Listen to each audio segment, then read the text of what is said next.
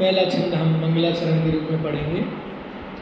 भक्तांबर स्तोत्र आचार्य मानतुंग देव द्वारा विरचित, जिसकी चर्चा, जिसकी महिमा हमने बहुत सुन रखी है और कहानी भी बहुत बार सुनी है। बेसिकली जो प्रसिद्ध कहानी है वो क्या कहानी है कि आचार्य मानतुंग देव को किसी राजा ने क्या किया था, जेल में बंद करवा दिया था। और वे जिस जेल में थे वहाँ पे क्या थे, 48 ताले लगे हुए थे। तो आचार्य मानतुंग देव चूँकि भक्ति में लीन हो गए और उन्होंने इस स्तोत्र की रचना करना प्रारंभ किया। अब इस स्तोत्र की रचना प्रारंभ किया तो जैसे ही एक काव्य लिखा, एक ताला टूट गया, दूसरा काव्य लिखा, दूसरा ताला टूट गया, तीसरा काव्य लिखा, तीसरा ताला टूट गया। इस प्रकार से 48 काव्यों की उन्होंने रचना की और 48 काव्य टूटे, ताले टूटे। तो वो राजा समझ गया कि हमने कोई बहुत बड़ा अपराध कर दिया है, ये मुनि तो निर्दोष हैं, इसलिए उसने फिर बाद में क्षमा याचना करी और जैन धर्म स्वीकार किया। दूसरी कहानी एक और आती है कि ये जो आचार्य मानतुंग देव हैं वे राजा भोज के समय हुए। राजा भोज भोपाल के पास में भोजपुर नाम से नगरी है, वे वहाँ पर रहते थे। और राजा भोज बहुत ही शिक्षा प्रिय विद्वान राजा थे। मतलब राजा तो थे ही, लेकिन वे राजा होने के साथ साथ विद्वान भी थे। तो उन्होंने अपने राज्य में घोषणा करवा दी थी कि अगर कोई ब्राह्मण हो और वो अनपढ़ हो तो वो क्या करे, मेरी नगरी से बाहर निकल जाए। और कोई छोटी जाति का जीव भी हो लेकिन विद्वान हो तो वो क्या करे, मेरी नगरी में रुके। मतलब जो पढ़ने वाले नहीं हैं वो मेरी नगरी से दूर चले जाएं और जो पढ़ने वाले हैं वे क्या करें, मेरे नगर में रहें। तो ये तो इतनी सी ये कहानी नहीं है, ये तो राजा भोज का परिचय। तो अब हुआ ये कि राजा चूँकि विद्वान थे तो सभी धर्मों के लोग राजा के पास आते थे और अपने अपने धर्मों की चर्चा करते थे। तो एक बार की बात है कि उनकी नगरी में वाद विवाद होने लगा। तो सारे धर्म के लोग आए, तो सारे धर्म के लोग कह रहे कि भाई हमारे भगवान बड़े हैं, हमारे भगवान बड़े हैं। कोई कह रहा हमारे ब्रह्मा बड़े हैं, विष्णु बड़े हैं, तीनों देव बड़े हैं। कोई कह रहा हमारे भगवान श्रेष्ठ हैं, उनने सृष्टि बनाई, सब कुछ। तो जब विवाद बढ़ता दिखा तो राजा भोज जो थे उन्हें क्या पता चला कि आचार्य मानतुंग देव हमारे पास में ही विराजमान है। तो उन्होंने सोचा कि ऐसा करते हैं, उनसे निवेदन करेंगे, क्योंकि चूंकि वाद विवाद बढ़ रहा था, सब अपने आप को क्या कह रहे थे, श्रेष्ठ बताने की कोशिश कर रहे थे। तो राजा भोज ने निवेदन किया कि महाराज आप पधारे और क्या करें, हमारी इस जो शंका बढ़ रही है, जो वाद विवाद बढ़ रहा है, उसका क्या करें, निराकरण करें। तो तब आचार्य मानतुंग देव ने इस ग्रंथ की रचना करी और इस ग्रंथ में वास्तव में सिर्फ गुणों की चर्चा की। किसकी चर्चा की है, सिर्फ गुणों, बाकी कोई व्यक्ति विशेष। आप देखो आचार्य मानतुंग देव इस ग्रंथ में भगवान को ब्रह्मा भी कह रहे हैं, विष्णु भी कह रहे हैं, महेश भी कह रहे हैं। ये क्यों कह रहे हैं, तो वो उन्हें समझाने के लिए कहा कि भैया तुम उनका नाम कुछ भी रख लो, लेकिन वे सारे गुण हमारे जिनेंद्र देव में ही विद्यमान है। तो ऐसा अलंकारिक शब्द है, अलंकार में आते हैं कि 48 मत। ये सोचते ना भैया तुम तो 36 मूड के भी हो जाओ तो हम नहीं समझेंगे। ऐसी कहावत चलती शास्त्रीय भाषा में कि तुम तो 10 मूड के भी हो जाओ। जैसे रावण के 10 सिर थे और रावण को बहुत लोगों ने समझाया लेकिन वो नहीं माना। तो ऐसी कहावत चल पड़ी कि भैया तुम तो 10 मूड़ के भी हो जाओ ना, मूड़ मतलब सिर, कि 10 सिर के भी हो जाओ ना और एक साथ समझाओ, तब भी हम अपनी बात नहीं मानेंगे। तो वैसे व्याकरण शास्त्र में पहले 48 प्रकार के मत चलते थे। तो मानो ये 48 काव्य आचार्य मानतुंग देव ने उन मतों के खंडन करने के लिए लिखा और अपने मत की स्थापना करने के लिए लिखा। लेकिन चाहे कहानी कुछ भी हो, या तो ताले टूटे हो या ताले नहीं टूटे हो, इस घटना से इस स्तोत्र पर कोई भी असर नहीं पड़ता। क्यों नहीं पड़ता? क्योंकि अगर आपको भक्ति देखना है तो भक्ति साहित्य की उत्कृष्ट रचना भक्तांबर स्तोत्र है। लेकिन आज हमने उसकी जो महिमा है ना, उस महिमा को क्या करके रखा है, बहुत कम कर दिया है। हमने क्या मान के रखा, भैया कोई रोग ऐसा समाज में चलता है, प्रचलित है, भैया रोग है, बहुत बड़ी बीमारी है, तो क्या करो, भक्तांबर जी का 45वां काव्य पढ़ लो, उससे क्या हो जाएगा, उससे तुम्हारा रोग दूर हो जाएगा। बुद्धि नहीं है अच्छी, बुद्धि कम है, तो क्या करो, भक्तांबर जी का 6वां काव्य पढ़ लो, उससे क्या हो जाएगा, उससे क्या हो जाएगा कि उससे तुम्हारी बुद्धि बढ़ जाएगी। तो लेकिन मुझे ख्याल में बात ये समझ में नहीं आती कि जो काव्य उत्कृष्ट भक्ति के लिए समर्पित है और हम क्या कर रहे हैं, उस काव्य के प्रयोजन से ही, उस काव्य को पढ़ने से ही क्या कर रहे हैं, भगवान से मांगने बैठ जाते हैं। वहाँ आचार्य देव ने पूरे काव्य में ये बताया है कि हे प्रभु, हम आपके गुण स्तवन की बात नहीं कर रहे हैं, हम भक्ति की बात नहीं कर रहे हैं, हम क्या बात कर रहे हैं कि अगर कोई भव्य जीव होवे, कोई भक्त होवे और मात्र आपके नाम का स्मरण करे ना, तो आपके नाम मात्र के स्मरण करने से क्या होता है, सारी विपत्तियां दूर हो जाती हैं। हमने इतने सारे पुराण पढ़े। अच्छा, एक समस्या ये हो जाती है, हम बहुत ज़्यादा अध्यात्म पढ़ लेते हैं ना, तो फिर बाकी चीज़ों को गौण कर देते हैं। हमने गुरुदेव श्री से समय सार पढ़ना तो सीख लिया, लेकिन गुरुदेव श्री से व्यवहार नहीं सीखा। वास्तव में हमने अभी पूरी तरीके से गुरुदेव को समझा ही नहीं। गुरुदेव को समय सार का रस तो था, लेकिन समय सार के साथ साथ अन्य अनियोग गौण नहीं कर दिए थे उनने, या कोई क्रिया बंद नहीं कर दी थी। पूजन आदि को, प्रवचन आदि को, भक्ति आदि को, शुभ भावों को हे तो बताया है, लेकिन कब हे कहा, कब हे कहा, स्वयं 3-3 घंटे बैठ के भगवान को निहारते थे। बोलो, गुरुदेव श्री भगवान को निहारना तो दूसरी बात है। ऐसा सुना है मैंने कि जब सोनगढ़ में भगवान की प्रतिमाएं आई, कौन सी प्रतिमाएं, अप्रतिष्ठित, जयपुर से मात्र प्रतिमाओं का पत्थर का आगमन हुआ, क्योंकि जब तक प्रतिष्ठा नहीं हुई तब तक तो वे क्या थे, पत्थर ही थे ना। लेकिन प्रतिमा जैसे आने को हुई, वे उछलने लगे कि भाई जैसे कोई बच्चा होवे ना, उसको कोई खिलौना चाहिए हो, तो अभी पापा खिलौना लेके नहीं आए। पापा ने क्या कहा है कि शाम को मैं ऑफिस से आऊँगा और क्या करूँगा, तो बच्चा कैसा, बल्कि जाएगा तो घूमते घूमते, उछलते उछलते जाएगा, सारा काम दिन भर कैसा हो जाएगा, एकदम खुशी से कि पापा ने क्या बोला है कि शाम को मुझे खिलौना दिलाने वाले हैं। वैसे जब गुरुदेव को पता चला कि आज क्या हो रहा है, भगवान की आगवानी होने वाली है, तो गुरुदेव प्रफुल्ल हो गए।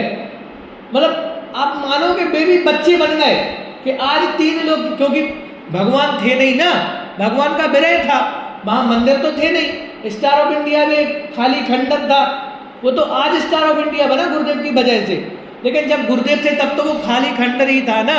तो भगवान के दर्शन हुए तो प्रफुल्ल हो गए कि भगवान आने वाले हैं, भगवान। और जैसे गए तो खुद आगवानी करने स्टेशन गए, लेके आए और वहाँ खाली जगह पे विराजमान कर दिया भगवान को। तो वे क्या करते थे, घंटों भगवान को निहारते रहते थे। कौन से भगवान को, जिनकी अभी प्रतिष्ठा भी नहीं हुई। और निहारने के बाद क्या करते थे, कोई भी व्यक्ति निकलता था ना, उसको बुलाते थे, भैया देखो भगवान, भैया देखो भगवान। भैया आप समझो तो गुरुदेव कि कितना बेहतरीन जीवन रहा होगा, कितनी भक्ति के परिणाम थे गुरुदेव के मन में। और हम तो प्रतिष्ठित भगवान को नहीं देख रहे। वे तो क्या करते थे, अप्रतिष्ठित भगवान को घंटों निहारते रहे। और जो भी व्यक्ति वहां से निकले, कोई नहीं भी होवे ना तो चौकीदार को बुला के बताते थे, भैया वो गुजराती में आजो भगवान छे, देखो देखो अब मुझे भाषा नहीं आ रही, और वो गुरुदेव की भाषा तो गुरुदेव को ही आती है कि देखो भाई भगवान है, ये हमारे भगवान है विराजमान, अभी हो नहीं रहे हैं, लेकिन भक्ति देखो कैसी हिलोर मार रही है अंदर से। तो इतने समर्पण होने के बाद खुद कर रहे हैं, प्रतिदिन सामायिक भी कर रहे हैं, पूजन वंदना भी कर रहे हैं, लेकिन शुद्धोपयोग में निषेध किया। और हमने क्या समझ लिया कि गुरुदेव ने कहा है दयादान पूजन भक्ति आदि क्या है, तो पहले बताओ तुमने किया कितना है, बात ख्याल में आ रही, पहले किया कितना है, आपने कितनी भक्ति करी, कितनी पूजन करी, कितनी तीर्थ वंदना करी, जिसके बाद आप कह रहे हो कि हे है। तो कह रहे हैं कि हमने क्या किया है, भक्ति साहित्य को गौण कर दिया, अन्य जितनी भी व्यवहारिक चीजें हैं ना वे सारी गौण कर दी। तो हमें गुरुदेव ने ये तो नहीं सिखाया कि आप एक पक्ष को हावी कर दें और अन्य पक्ष को क्या कर दें, गौण कर दें, क्योंकि हमारा जो जीवन है वो चारों अनियोगों के संधि पूर्वक ही होना चाहिए। अगर समय सार जरूरी है तो प्रथमानियोग भी जरूरी है, प्रवचन सार जरूरी है तो महापुरुषों की कहानी भी जरूरी है। क्यों जरूरी है बोलो, कि भाई आपने समय सार पढ़ लिया ना कि मैं शुद्ध हूं, जीव हूं, कर्मों का कोई लेना देना नहीं है, मैं सुखी दुखी नहीं हो सकता, अब ये तो पढ़ लिया हमने, अब इसको देखेंगे कहां देखेंगे इसको देखेंगे प्रथमानियोग में। कैसे देखेंगे कि भाई प्रथमानियोग में जब हम सीता जी को पढ़ेंगे ना, रामायण पढ़ेंगे, तब पता चलेगा कि अगर मैंने सपने में भी पर पुरुष के बारे में विचार किया हो तो क्या करना, हे अग्नि मुझे जला देना। क्यों आई इतनी निडरता, क्यों आई इतनी निडरता, कैसे आई निडरता? उनने तो समय सार नहीं पढ़ा था ना, तो हमने समय सार पढ़ा है ना, लेकिन हमें प्रथमानियोग भी पढ़ना पड़ेगा, हमें भक्ति साहित्य भी पढ़ना पड़ेगा कि भाई आखिर पता तो चले। यद्यपि भगवान बीतरागी है, बराबर है, सबको श्रद्धान है कि नहीं है, कुछ देंगे कि नहीं देंगे? अच्छा अंतरिक्ष पारसनाथ वाले दे देंगे, तारंगा जी वाले दे देंगे, नरोड़ा वाले नहीं देंगे, तो दूसरे मंत्र देने वाले हैं कि नहीं है? पक्का भरोसा है? गलत है। सबसे उत्कृष्ट निधि देने वाले हैं, कुछ नहीं देकर भी पूजन में आता ना, तुम भक्तों को कुछ नहीं देत, अपने समान बस बना ले। बस हमने तो सुन लिया है भैया भगवान कुछ नहीं देते, और यही हम दूसरों को बताते हैं। क्यों बताते हैं? अरे भगवान देते हैं ऐसा बताओ ना, क्या समस्या है बोलो? हाँ, भगवान विषय कसाय का नहीं देते, भगवान आपका व्यापार नहीं चलाते, भगवान पुत्र पुत्री की शादी नहीं करवाएंगे, भगवान आपकी नौकरी नहीं लगवाएंगे, ये तो जरूर नहीं देते। लेकिन जो देते हैं वो तो बताओ कि भैया तुम्हें 3 लोग की निधि दे देते, क्या कि तुम भक्तों को कुछ नहीं देते, अपने समान बस बना ले। क्या आप क्या करते हो कि कुछ करते नहीं हो, बस अपने आप क्या कर लेते हो, अपने समान बना लेते हो। जब गुरुदेव श्री थे ना शुरू में, जब इतने गुरुदेव नहीं बने थे, सामान्य से श्रावक थे, मत परिवर्तन किया था, तो जो भी उनसे मिलने आता था तो बाहर में लोग बातें क्या करते थे, अरे वो उनके पास तो जादू की छड़ी है। जादू की छड़ी कैसी कि भैया जो भी उनके पास जाता है उनका ही होके रह जाता है। तो जादू की छड़ी थी क्या? क्या थी? क्या दिया था गुरुदेव सिर्फ पैसे देते होंगे, पोटली में भर भर के रत्न देते होंगे, क्या देते थे हैं कि बोले भैया जो वो उन्होंने दिया है ना उसकी महिमा आज गा रहे हैं, अगर वे नहीं देते तो हम कैसे महिमा गाते? तो वैसे ये जो भक्ति साहित्य है, भक्ति साहित्य में भावना की अतिरिक्तता होती है। मतलब भक्ति साहित्य में सबसे बड़ी विशेषता ये है, भक्त के मन में जो भाव है वो भगवान को बताते हैं, और भगवान को कैसा बताते हैं? बहुत महिमाशाली बताते हैं। इसलिए हमें समय सार तो पढ़ना, लेकिन समय सार के साथ साथ ऐसे पाठ भी पढ़ना, ऐसे स्तोत्र भी पढ़ना। क्यों पढ़ना? क्योंकि अगर हमारे मन में ये बात बैठ जाएगी ना कि भगवान कुछ देने वाले नहीं है, तो फिर हम क्यों आएंगे मंदिर? बात ख्याल में आ रही है? आज सबसे बड़ी कमी यही हो रही है मुमुक्षु समाज में, क्योंकि मैं देख रहा हूं जगह जगह जाके कि हमें बाकी सब चीज़ों के लिए तो फुर्सत है, भक्ति के लिए फुर्सत नहीं है, भगवान के अभिषेक करने के लिए फुर्सत नहीं है। और आप जगह जगह ऐसे मंदिर, धूल चढ़ी हुई है मंदिरों में, जिनवाणी की ऐसी दशा है हमें देखी नहीं जाती। बोले भाई हम बहुत स्वाध्याय कर, अरे कहाँ स्वाध्याय करते हो आप? अगर आप स्वाध्याय करते हैं तो देवशास्त्र गुरु के प्रति बराबर बहुमान आना चाहिए। हमें आप पढ़ा लो, स्वाध्याय कर लो, हमने ग्रंथ के पेज पलट लिए, ये स्वाध्याय नहीं है। आपकी व्यवहार में जब तक विनय नहीं दिख रही है देवशास्त्र गुरु के प्रति, तब तक आप कितने भी ग्रंथ पढ़ लीजिए, वो आपका पढ़ना सार्थक नहीं होगा। तो आप अध्यात्म पढ़ रहे हैं, समय सार का रस ले रहे हैं, अच्छी बात है, लेकिन जहां व्यवहार में भूमिका है, व्यवहार के जो कर्तव्य हैं वे भी क्या करना पड़ेगा, वे भी अवश्य करना पड़ेगा। इसलिए श्रावक के 6 कर्तव्य लिखे। कौन कौन से? देव पूजा, गुरु उपास्ति, स्वाध्याय संयमस्तपा, दानम चेति ग्रस्थानां, षट्कर्माणि दिने दिने। उसमें 10 लक्षण नहीं लिखा, षट्कर्माणि 10 लक्षणे, षट्कर्माणि अष्टमी चतुर्दशी, ऐसा नहीं लिखा। क्या लिखा? षट्कर्माणि दिने दिने। कि भैया आज पूजन कर रहे थे ना हम, पूजन जो देवशास्त्र गुरु की हमने पूजन करी, उसी के नीचे गुरुदेव श्री की पंक्तियां लिखी थी। किसी को याद है? बोलो। ग्रंथ के आप कह रहे थे ना मैं खो गया, मैं ऐसी जगह पे खो जाता हूँ कि जहाँ कोई अच्छी बात मिलती है ग्रंथ की तो मैं उसमें डूब जाता हूँ। तो वहाँ एक बात लिखी थी आज पूजन के नीचे गुरुदेव श्री की, कि जिस प्रकार से कोई माता होती है और वो अपने बालक को ना देखे, तो जब तक वो बालक को नहीं देखती तब तक क्या नहीं होता, उसे चैन नहीं पड़ती। वैसे ही भव्य जीव जब तक 3 लोग के नाथ को ना देखे तब तक क्या नहीं होती, उन्हें भी चैन नहीं पड़ती, छटपटाहट होती है। बोलो हमारे साथ होता है कि नहीं होता? हमें कहीं बाहर जाना हो या ट्रेन में सफर करना पड़े, भगवान के दर्शन नहीं मिले तो कैसी छटपटाहट होती है कि भैया जल्दी पहुंच जाए। क्यों पहुंच जाए जल्दी? क्योंकि हमें भगवान के दर्शन नहीं मिले। तो अगर ऐसी वास्तव में छटपटाहट हो रही है तो वो भक्ति है आपके अंदर में। तो कह रहे प्रत्येक आत्मार्थी को ऐसे भाव आना चाहिए कि आज मुझे भगवान के दर्शन नहीं मिले। तो जब तक भगवान के दर्शन नहीं हो जाए तब तक अंतरंग में चैन नहीं पड़े, शांति नहीं पड़े। वास्तव में बहुत अद्भुत जैन दर्शन है कि आप भगवान की भक्ति तो करो, बिन मांगे ही सब कुछ देते ऐसे देवन हारे, सच्चे जिनवर सच्चे, सच्चे जिनवर सच्चे। और मैं ये बातें इसलिए कर रहा हूँ, मैं बिल्कुल नहीं बताऊंगा आपको भगवान बीतरागी हैं, कुछ नहीं देते हैं, आत्मा का कल्याण करो, सम्यक दर्शन, कुछ नहीं बोलूंगा मैं। 10 दिन बिल्कुल नहीं सम्यक दर्शन कराऊंगा आपको, बिल्कुल मत करो। लेकिन जो हमारा व्यवहारिक धर्म है कम से कम वो जानो, क्योंकि हमारे माता पिता ने हमें वो संस्कार दे दिए और हम वो संस्कार पालन कर रहे हैं। हमने अपना जीवन तो बना लिया, लेकिन हमारे आने वाली जो पीढ़ी है वो उसको कौन संभालेगा, उसको कौन बताएगा?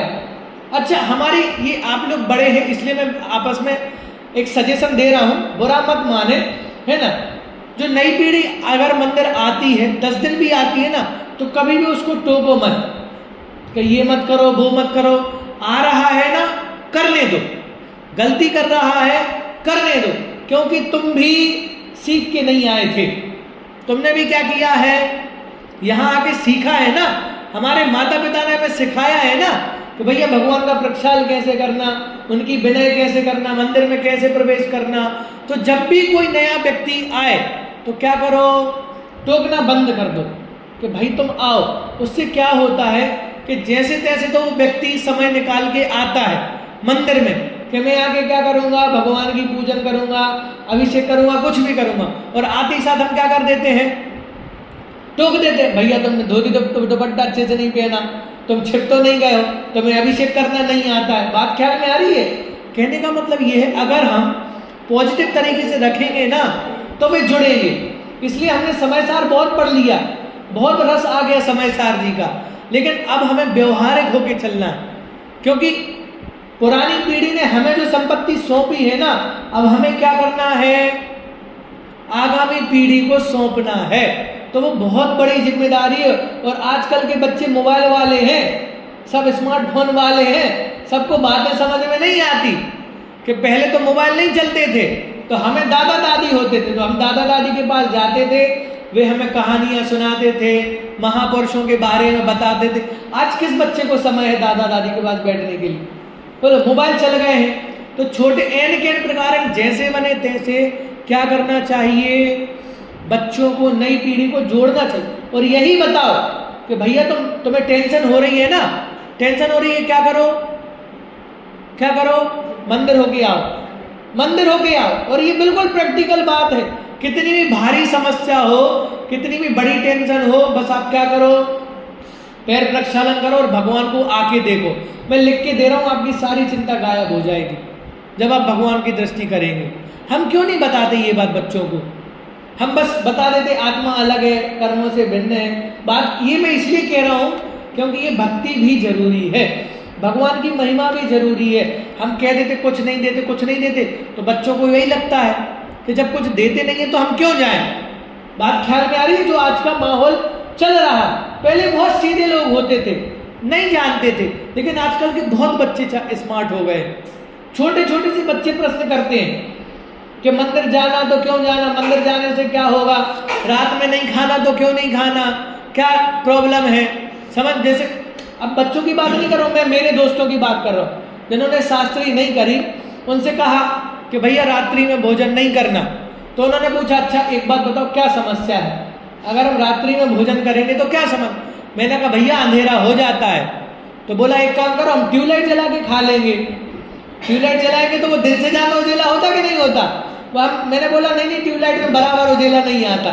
बोला हम 2 ट्यूबलाइट जला के खा लेंगे, फिर तो अंधेरे की प्रॉब्लम खत्म हो गई ना। बोला दूसरी, मैंने कहा नहीं ये नहीं है, और भी कारण। बोला और कारण बताओ। मैंने कहा जब सूरज चला जाता है तो छोटे छोटे से जीव उत्पन्न हो जाते हैं, तो हम भोजन ग्रहण करते हैं तो क्या होता है कि वे जीव क्या होते हैं, हमारे शरीर में भोजन के साथ चले जाते हैं। तो उसने पता क्या जवाब दिया? उसने जवाब दिया ठीक है मैं मच्छरदानी लगा के खा लूंगा। भाई उसमें तो मच्छर नहीं जाता ना, तो बाकी के जीव भी नहीं जाएंगे। कहने का मतलब ये है, अभी समझाना बहुत मुश्किल कार्य है, बहुत मुश्किल कार्य है, क्योंकि बाकी दुनिया भर की चीजें देख रखी है, दुनिया भर की चीजों में दिमाग बट के रखा है, तो ये चीज हमें समझ में नहीं आती। तो इसलिए मैं कह रहा हूं जब भी बच्चों को लेके आए तो भगवान की महिमा अवश्य बताएं कि भाई तुम मंदिर जा रहे हो तो वे 3 लोकों के नाथ हैं।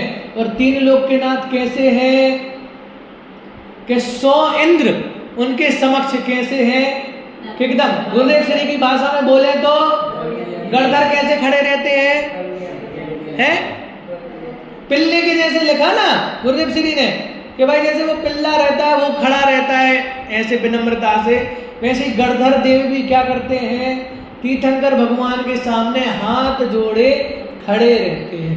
तो जब भी दर्शन करने आए ना, चूंकि दर्शन जब आप समय सार पढ़ाओगे तब आप बिल्कुल कह देना भगवान कुछ नहीं करते, हमारा जीव शुद्ध है। लेकिन जब तक समय सार नहीं पढ़ रहे ना, जब तक समय सार समझ में नहीं, तब तक ये बातें बताना, क्योंकि जब हम ये बातें बताएंगे तब जाके तो रुचि जागृत होगी, तब जाके तो समझ में आएगा कि ये जो 3 लोक के नाथ हैं ये कोई सामान्य नहीं है। अगर हमें ऐसा महान जैन धर्म प्राप्त हुआ है तो कोई साधारण धर्म नहीं है कि थोड़ी सी बात कहीं अच्छी लगे और हमारा मस्तिष्क दूसरी जगह झुक जाए। ये 3 लोक के नाथ हैं और 3 लोक के नाथ के सामने अगर हम मस्तिष्क झुका रहे हैं तो ये हमारा गौरव है, भगवान का गौरव नहीं है। अगर आप पूजन करने आ रहे हैं तो तुम्हारा गौरव है, भगवान को क्या लेना देना, वे तो पूर्ण सुखी है।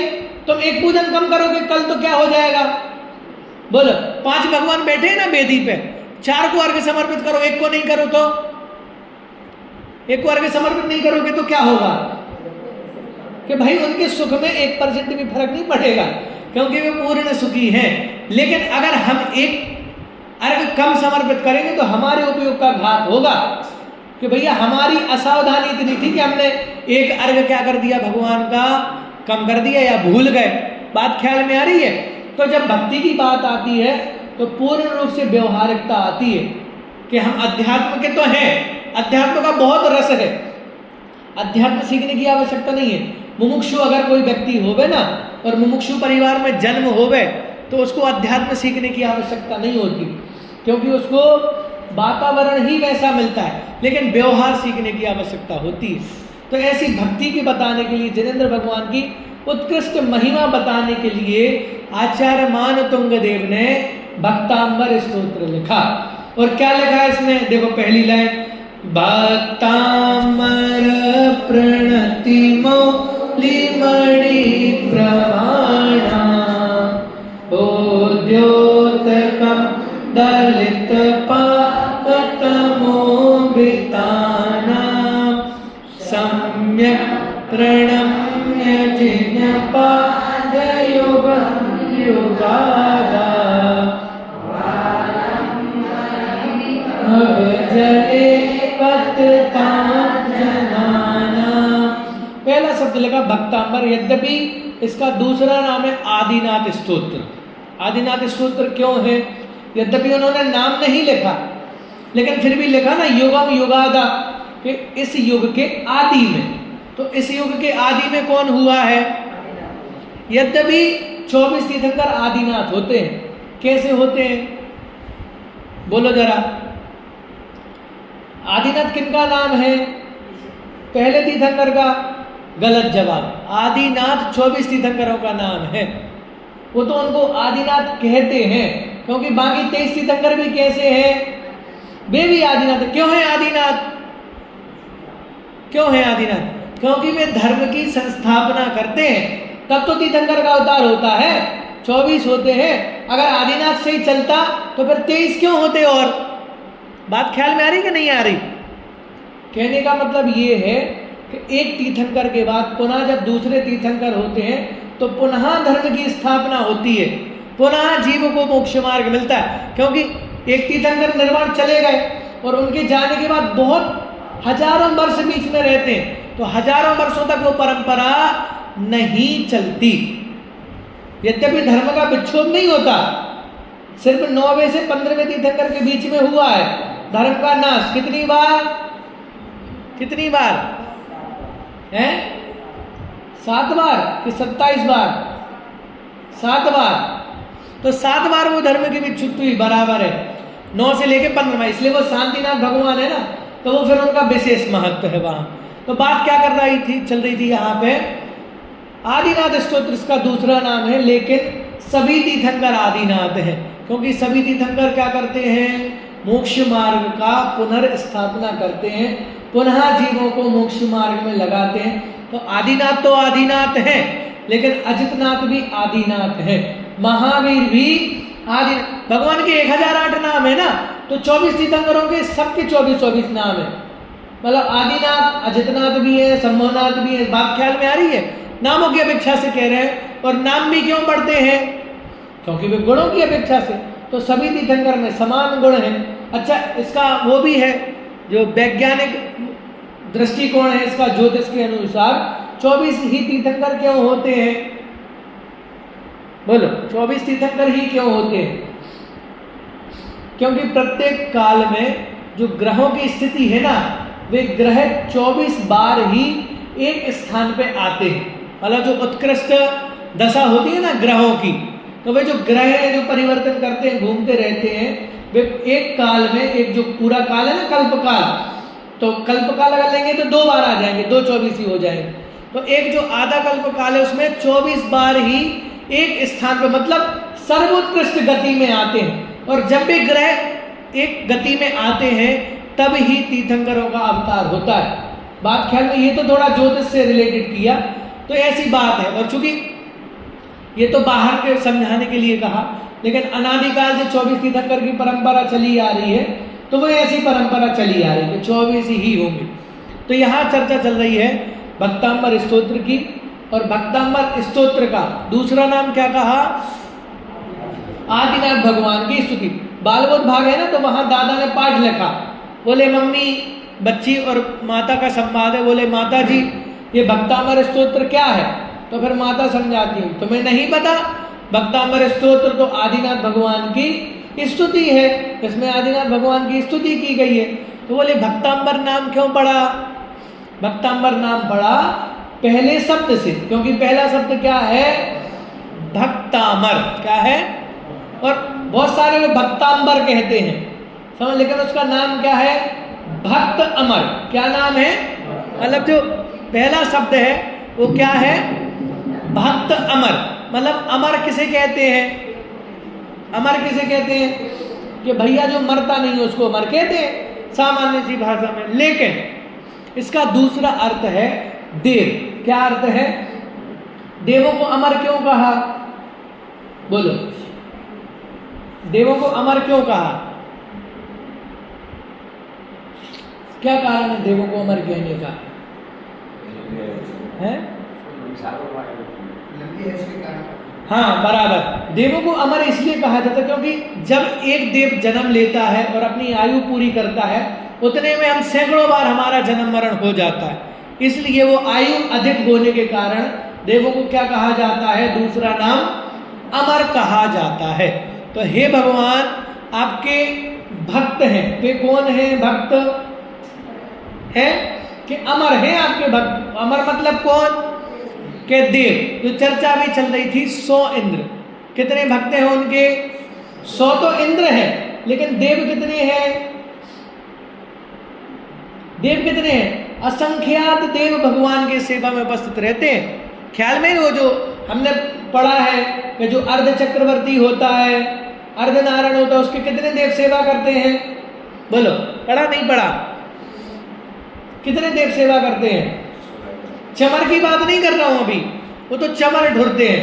चक्रवर्ती होता है तो कितने चमर रहते हैं? 32। और भगवान के कितने? 64, है ना। लेकिन ये तो चमर की बात नहीं कर रहा हूं, मैं कर रहा हूं देवों की बात। कि जैसे कोई चक्रवर्ती होता है ना, तो हजारों में जो देव हैं, वे देव क्या करते हैं? उन्हें चक्रवर्ती की सेवा करते हैं। तो आप ये समझो कि सामान्य सा चक्रवर्ती है, पुण्य लेके आया और देव क्या कर रहे हैं? उसकी सेवा में लगे हुए। क्योंकि इतना पुण्य होता है तो देव सेवा में लगे रहते हैं। यहाँ तो किसकी बात चल रही है? तीर्थंकर की बात। मैं बताता हूँ कैसे असंख्यात देव होते हैं। सबसे पहले तो गर्भ के 6 महीने पहले क्या होता है? रत्नों की वर्षा कौन करता है? देव करते कि नहीं करते? और 6 महीने पहले आके क्या कर देते हैं? पूरी व्यवस्था करते हैं। अगर नरक में जीव हो तीर्थंकर का और जन्म लेना हो तो क्या करते हैं? वहां जाके कोर्ट बना देते हैं कि भैया अब नरकी से कह देते हैं अब तुम्हारा टाइम खत्म हो गया, 6 महीने बचे, अभी कौन बनने वाले हैं? तीर्थंकर बनने वाले। तो घर आके पूरे गर्भ की साफ सफाई करते हैं, देवियों से पूरी नगरी जो है, नगरी को साफ सफाई करते हैं, दुल्हन की तरह सजाते हैं, रत्नों की वर्षा होती है। तो ये कौन करता है? असंख्यात देव उनकी सेवा करते हैं, जबकि जीव अभी आया नहीं है। बात ख्याल में आ रही है? तीर्थंकर का जीव अभी गर्भ में भी नहीं आया है और 6 महीने पहले से सारी तैयारी शुरू हो जाती है। बोलो, स्वर्ग में मीटिंग शुरू हो जाती है सौधर्मेंद्र की कि भैया भगवान आने वाले हैं गर्भ में, इसलिए क्या करो, फटाफट से अपने काम में लग जा। तो सब व्यवस्था करने लग जाते हैं। तो इस प्रकार से असंख्यात देव तो सेवा करते हैं। और उनके भक्त भी कौन है? कि पूरे तीनों लोक में अगर देव भी, इसलिए जिनेंद्र देव का दूसरा नाम है महादेव। क्या नाम है? क्यों नाम है महादेव? है कि वे देवों के देव हैं, इसलिए उनका नाम महादेव है। कि देव भी क्या कर रहे हैं? भगवान की स्तुति कर रहे हैं। तो सबसे पहले निर्धारण किया भक्त अमर। ये जो शब्द है ना, ये मामूली शब्द नहीं है, बहुत वजनदार शब्द है। कि हे भगवान, आपके भक्त कौन है? आपके भक्त कौन है? कि जैसे प्रधानमंत्री है ना, अभी प्रधानमंत्री कहीं किसी गुरु के पास चला जाए और दर्शन कर ले तो क्या होता है उससे? क्या होता है उससे? कि भाई जिस गुरु के पास गया ना, वो उनका पद बढ़ जाता है। क्यों बढ़ जाता है पद? क्यों बढ़ जाता है पद? कि भैया भारत का प्रधानमंत्री है और क्या कर रहा है? आके उनको नमस्कार कर रहा है। तो वैसे ही आप सोचो कि स्वर्गों के देव हैं और क्या कर रहे हैं? आके तीर्थंकर को नमस्कार कर रहे हैं। तो साधारण बात नहीं है भक्त अमर हो जाना कि भैया तुम्हारे तो प्रधानमंत्री राष्ट्रपति हैं, लेकिन जिनेंद्र देव के भक्त कौन है? कि स्वर्ग के देव भी जिनेंद्र भगवान के भक्त हैं। ये तो हालांकि लिख दिया आचार्य मानतुंग देव ने, लेकिन अगर सामान्य सी बात करूं ना, तो तीनों लोगों में ऐसा कोई पदार्थ व्यक्ति ही नहीं है जो जिनेंद्र देव का भक्त ना हो। बात ख्याल में आई? तो ये जब लिखा कि भक्त अमर न, देखो अभी पंच परमेष्टि की बात कह रहे थे, आप पंच परमेष्टि की स्वरूप, तो टोडरमल जी ने मोक्षमार्ग प्रकाशक में लिखा है अरहंत परमेष्टि का स्वरूप जब लिखा ना, तो उन्होंने एक लाइन लिखी है, लौकिक जीवों के प्रभुता के अर्थ नाना अतिशयों से युक्त होते हैं। क्या लिखा? क्या लिखा? फिर से रिपीट करता हूं, लौकिक जीवों के प्रभुता के अर्थ नाना अतिशयों से युक्त होते। इसका क्या मतलब है? समझ में तो नहीं आया किसी को? नहीं आया ना? अच्छी बात है, मैं समझाता हूं। देखो वहां ये लिखा है, स्वरूप समझाया कि जैसे अरहंत परमेष्टि है, समोसरा में विराजमान होते हैं। काम क्या होता है अरहंत परमेष्टि का? क्या करते हैं अरहंत परमेष्टि? नहीं, परिभाषा नहीं पूछ रहा हूं, समोसरण में क्या करते हैं? दिव्य खिरात। अब मेरा प्रश्न ये है, अगर समोसरण नहीं होगा तो वे धर्मोपदेश देंगे कि नहीं देंगे? अभी सामान्य बात करो, अभी आप वो नहीं लगाना कि ऐसा नियम है, समोसरण ही होता है, समझ में बिना उसके, अभी वो बात नहीं चल कर रही है, अभी सामान्य सी बात कर रहा हूं। अगर समोसरण नहीं होगा तो भगवान उपदेश देंगे कि नहीं देंगे? हैं?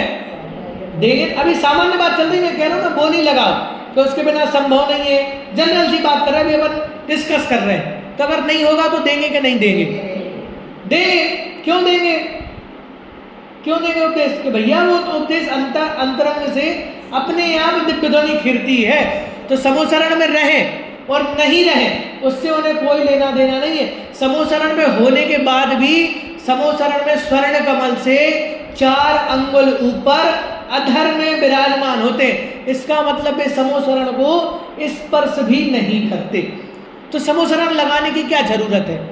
भगवान को तो आप मंदिर में बुलाओगे तो वहां भी प्रवचन कर लेंगे, खुले मैदान में भी प्रवचन कर देंगे, फिर समोसरण में इतनी व्यवस्था करने की क्या जरूरत है? तो वहां टोडरमल जी ने लिखा, क्या लिखा? कि लौकिक जीवों के प्रभुता के अर्थ। क्या लिखा? लौकिक, क्योंकि अगर तीर्थंकर होंगे और सामान्य प्रवचन करेंगे मंदिर में तो हम सुनने नहीं जाएंगे। क्यों नहीं जाएंगे? अरे तीर्थंकर ही तो है, सामान्य मंदिर में तो एक एग्जांपल दे रहा हूं, प्रधानमंत्री कौन है? प्रधानमंत्री कौन है हमारे? मोदी जी हैं। अब क्योंकि उदाहरण भी, क्योंकि वही चल रहा है पूरे देश में, जहां देखो अखबार खोलो तो मोदी जी दिख जाते हैं, टीवी खोलो तो भी दिख जाते हैं, उदाहरण भी उन्हीं का लेते हैं अपन। तो प्रधानमंत्री मोदी बराबर है। अब एक जगह से कहीं दूसरी जगह जाते तो क्या व्यवस्था रहती है उनकी? क्या व्यवस्था रहती है?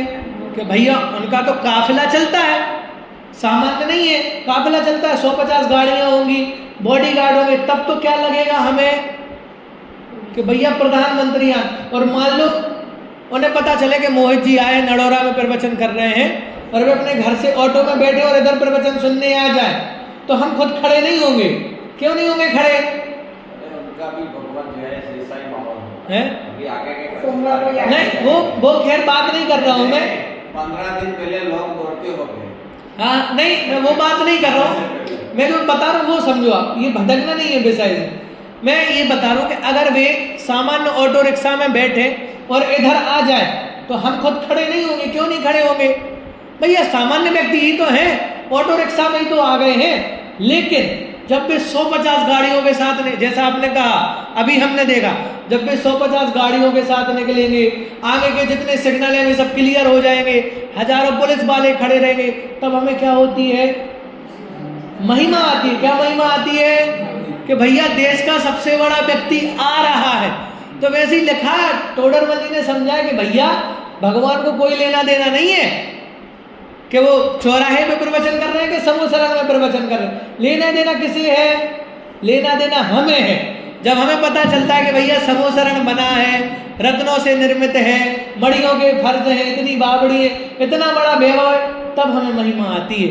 और क्यों महिमा आती है हमें? कि भाई हमारे पास यही वैभव है ना, तो जिसके पास ऐसा वैभव रहे हमें उसकी महिमा आती है, तब हम भगवान के दर्शन करने जाते हैं। बात ख्याल में आ रही कि नहीं आ रही? तो वैसे यहाँ भी आचार्य ने लिखा भक्त अमर। अभी मैं एक ही शब्द बता रहा हूँ, इसलिए बता रहा हूँ कि हमारे दिमाग में बात ख्याल में आ रही है कि नहीं आ रही है। हमें तो क्या करना है, अपना कामकाज भी नहीं छोड़ना है। जितना सुबह शाम का फ्री समय होता ना, उतने समय में ही प्रवचन मंदिर में आना है। लेकिन सौधर्मित्र होने के बावजूद भी, सबसे शक्तिशाली होने के बावजूद भी, जब तीर्थंकर रहते हमेशा अनवरत रूप से तीर्थंकर की सेवा में विद्यमान रहते हैं। तो इसका मतलब हम और तुम तो भगवान के आगे, उनके आगे कुछ भी नहीं लगते। ये बात आचार्य देव कह रहे हैं कि अगर तुम्हें लग रहा हो ना कि हम भगवान की भक्ति नहीं करेंगे, भगवान तो भीतर नहीं, चिंता मत करो बेटा, मत करो, उन्हें आवश्यकता नहीं है। क्यों आवश्यकता नहीं है? क्योंकि उनकी भक्ति के लिए तो देव आ रहे हैं।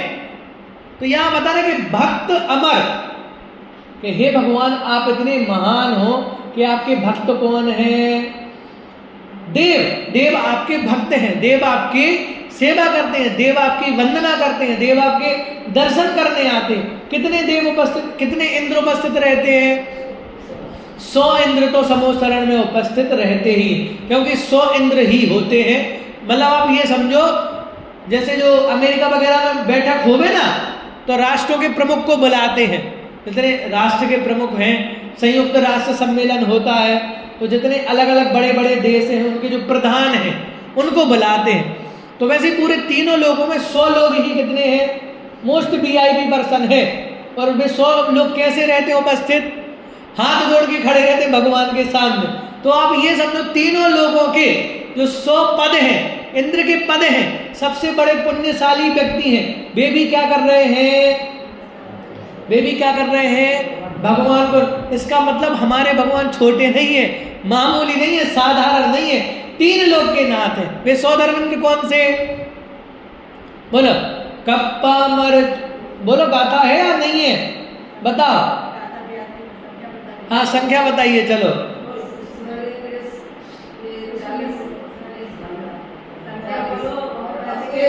भवनालय 40, भवनवासियों के, और व्यंतर के 32, हाँ, और कप्पा मर 24, कल्पवासियों के कितने हो गए? 96। कि भाई 3 जो देव थे हमने बांट दिए, अब कितने बचे? 4 बचे। कौन कौन से?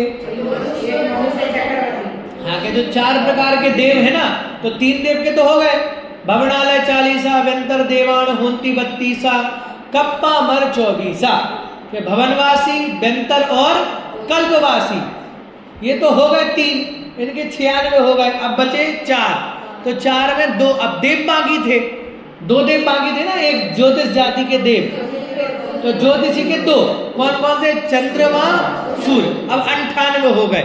मतलब आप ये समझो, जो बड़े पदों पे 98 तो देव ले गए। अब बचे कितने? 2 पद बचे। किसके लिए? एक मनुष्य के लिए, और अब नारकी आते नहीं है तो नारकियों को नहीं लिया।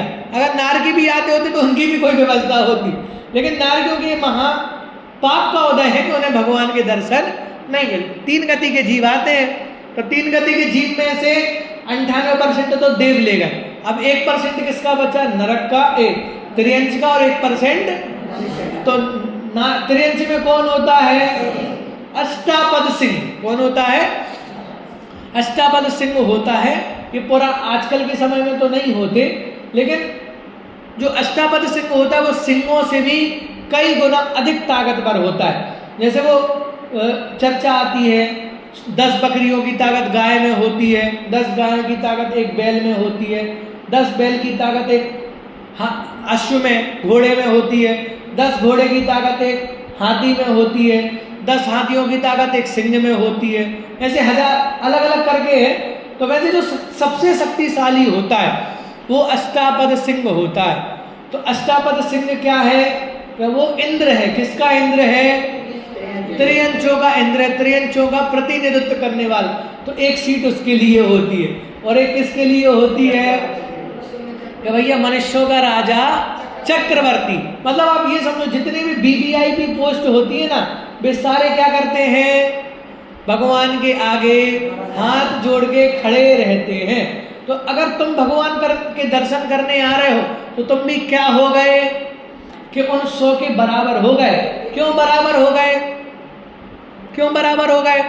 कि भैया वे भी क्या कर रहे हैं, भगवान को वंदना कर रहे हैं, और अगर हम भी दर्शन करने आ रहे हैं, हम भी वंदना कर रहे हैं, तो उनसे ज्यादा पुण्य हमारे पास है, क्योंकि हम तो क्या कर रहे हैं, प्रतिदिन भगवान के देव दर्शन करने आ रहे हैं। तो खाली एक शब्द बताया आज, क्या बताया? भक्तामर, कि भगवान के भक्त कौन है? अमर, कि जो देव है वे क्या है? भक्तों के, वे भगवान के भक्त हैं। तो ऐसे जिनेंद्र देव हैं कि तीनों लोकों में सर्वोत्कृष्ट महिमाशाली। इसका सामान्य सा अर्थ इतना है कि हे भगवान, समोशरण की स्तुति है, चूंकि क्योंकि ये जो स्तुति है इसमें एक और चीज समझ लो, भक्तामर स्तोत्र समोशरण में विराजमान आदिनाथ भगवान की स्तुति। किसकी स्तुति है? अभी की नहीं है, क्योंकि अभी तो आदिनाथ भगवान कहाँ है? सिद्ध अवस्था में विराजमान है। तो ये जो भक्तामर की स्तुति है वो ऐसी स्तुति है कि आप ये समझना कि हम आदिनाथ भगवान के समोशरण में बैठे हुए हैं, क्योंकि भक्त अमर कहाँ होंगे? भगवान के समोशरण में ही मिलेंगे। तो भगवान के समोशरण में वे भगवान बैठे हुए हैं, स्वर्ण कमल के ऊपर, समोशरण के बीचों बीच 4 अंगुल ऊपर अधर में विराजमान है, और 100 इंद्र क्या कर रहे हैं? उनकी भक्ति कर रहे हैं। अब दो चीजें हैं, दो लाइनें हैं, दो काव्य एक जैसी जगह पे प्राप्त होते हैं। एक तो भक्तांबर स्तोत्र है, और यही बात महावीराष्टक स्तोत्र में मिलती है कि हे भगवान, जो देव है वे क्या कर रहे हैं? आपको नमस्कार कर रहे हैं। तो नमस्कार करने से क्या हो रहा है? दो चीजें वहां पे अर्थ हैं। एक तो हे भगवान, जितने भी देव हैं उन्होंने क्या करके रखा है? अपनी वेशभूषा पहन के रखी है, मुकुट पहने हैं, बहुत सारे आभूषण पहने हैं, बाजूबंद बांधे हैं, अंगूठी वगैरह सब कुछ पहन के आए हैं, और मस्तिष्क पे मुकुट लगा के रखा, मुकुट के अंदर भी बहुत बहुमूल्य मणि लगा के रखे हैं, और वे क्या कर रहे हैं? आपको झुक के नमस्कार कर रहे हैं। तो जब उनके मणियों का प्रकाश आपके कहाँ पड़ रहा है? चरणों पे पड़ रहा है, तो ऐसा प्रतिबिंबित होता है जैसे चरण प्रकाशित हो रहे हैं। और दूसरा अर्थ क्या है? दूसरा अर्थ ये है कि हे भगवान, आपका जो शरीर है ना, उस देह की प्रभा इतनी तेज है कि देव आपको नमस्कार कर रहे हैं, तो उनके मस्तिष्क पे लगा हुआ मणि भी क्या हो रहा है? प्रकाशित हो रहा। दोनों बातें अपनी जगह सही है, क्योंकि भगवान भी अद्भुत कांति के धारी होते हैं, उज्जवल कांति के धारी होते हैं। तो अगर देव नमस्कार कर रहे हैं तो भगवान के चरण प्रकाशित हो रहे हैं, तो भी कोई बुराई नहीं है, और भगवान को नमस्कार कर रहे हैं इसलिए देवों के मस्तिष्क के मणि प्रकाशित हो रहे हैं, तो इसमें भी कोई गलत बात नहीं। तो कर रहे हे भगवान, समोशरण का दृश्य है, और क्या कर रहे हैं? देव आपके दर्शन करने के लिए, आपकी वंदना करने के लिए झुक रहे हैं। तो झुकने से क्या हो रहा है कि जो आपके चरण हैं वे कैसे हो रहे हैं? और अधिक सुशोभित हो रहे हैं, और अधिक प्रकाशित हो रहे हैं। तो ये तो स्थिति बता दी कि समोशरण है। और क्या कह रहे हैं कि सम्यक प्रणम्य, क्या कर रहे हैं? सम्यक प्रणम्य जिन पाद, कि किसको नमस्कार कर रहे हैं? भली भांति, ऐसे वैसे नहीं कि हम आते हैं और भगवान से जय जयंत करके चले जाते हैं, ऐसी नमस्कार नहीं कर रहे। कैसा नमस्कार कर रहे हैं? सम्यक प्रणम्य, क्या बहुत अच्छी प्रकार से नमस्कार करके। कैसे नमस्कार करके? कहाँ नमस्कार करके? कि जिन पाद, कहाँ नमस्कार कर रहे हैं? भगवान के जिनेंद्र देव के चरणों में नमस्कार कर रहे हैं। तो भगवान ने आकर किया क्या है कि युगम युगादा, क्या किया कि हे भगवान, आप युग के आदि में हुए, और आदि में हुए तो क्या किया आपने? है आदि में उत्पन्न हुए ना, आदि में अवतार लिया ना, आदि में अवतार लेके आपने क्या किया? हमें धर्म का स्वरूप समझाया, मोक्ष मार्ग की स्थापना की। तो उससे क्या हो रहा है? बालंबनम भव जले पतताम जनानाम, कि हे भगवान, आपने जो धर्म की स्थापना की, धर्म का जो उपदेश दिया, तो उस उपदेश से हम क्या कर रहे हैं? उस उपदेश का आलम्बन लेकर क्या कर रहे हैं? भव जले पतताम जनाना, कि जो संसार सागर में डूब रहे हैं, तो वे प्राणी क्या करते हैं? आपके उपदेश का सहारा लेके इस संसार सागर से पार हो रहे हैं, संसार सागर से तिर रहे। बात समझ में आई? कि हे भगवान आप समोसरण में विराजमान हैं और जो देव हैं वे क्या कर रहे हैं, आपको नमस्कार कर रहे हैं। तो नमस्कार करने से आपके जो चरण कमल हैं वे क्या हो रहे हैं, बहुत अधिक प्रकाशित हो रहे हैं। तो ये भगवान की महिमा। और बोले आपने क्या किया है, युगम युगादा, कि युग की आदि में उत्पन्न होकर आपने क्या किया है, हमें धर्म का उपदेश दिया है। तो वो धर्म का उपदेश कैसा है, आलम्बनम, कि वो उपदेश कैसा है हमारे लिए, आलम्बन है। उसका आश्रय लेके जो भव जले पतताम जनानम, कि जो व्यक्ति संसार सागर में डूब रहा है वो आपके उपदेश की नाव बनाकर क्या हो जाता है, पार हो जाता है। तो ऐसे आदिनाथ भगवान की स्तुति की आज हमने पहला ही छंद समझा है, कल हम और आगे चर्चा करेंगे। ओम नमः सिद्धेभ्यः।